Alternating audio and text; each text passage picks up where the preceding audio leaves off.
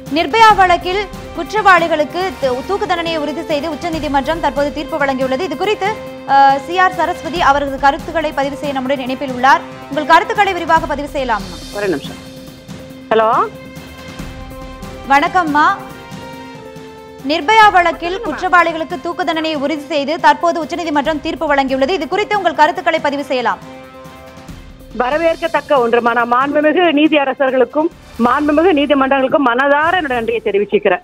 அந்த பொம்பளை பிள்ளைய தனக்கும் குடும்பத்துல ஒரு தாய் இருக்காங்க, சகோதரி இருக்காங்கன்னு கூட பார்க்காம கொடூரமான முறையில் வன்முறைக்குள்ளாக்கப்பட்ட அந்த குழந்தை அன்னைக்கு பட்ட வேதனை, அதுக்கப்புறம் அந்த குழந்தையை இழந்த அந்த பெற்றோர்கள் இன்னை வரைக்கும் படுற வேதனை, இதுக்கெல்லாம் சரியான தீர்ப்பு எதுனா இதுதாமா.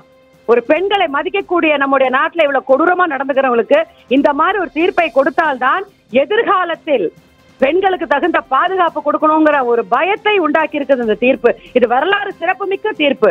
நான் வன்கொடுமைக்கு மட்டும் சொல்ல, இன்னைக்கு பெண்களை ஆபாசமா சித்தரிக்கிறது, சமூக வலைதளங்கள்ல ஒரு பொது வாழ்க்கைக்கு வந்த பெண்களை பத்தி கேவலமா பேசுறது, கேவலமா சித்தரிக்கிறது, எல்லாத்துக்கும் முடிவு கட்டக்கூடிய ஒரு தொடக்கமாக இந்த தீர்ப்பை நான் பாக்குறேன். நிச்சயமா வரவேற்கத்தக்கது. அந்த அந்த பெண்ணுடைய வேதனையை உணராமல் அன்னைக்கு ஒரு கொடூரம். என்ன கேட்டா, நான் அந்த 17 வயது மைனர்னு சொல்லி ஒரு பையனை விடுதலை பண்ணப்ப கூட நான் சொன்னேன், மைனரா இருந்தாலும் குற்றவாளி வந்து அந்த பையனும் ஒரு முக்கியமான குற்றவாளி. எனக்கு அவரை விடுதலை செஞ்சதுல என்னால ஏத்துக்க முடியல. ஏன்னா மிக கொடூரமா நடந்துகிட்டாங்க அன்னைக்கு. ரொம்ப அருமையான தீர்ப்பு, ரொம்ப அருமையான தீர்ப்பு.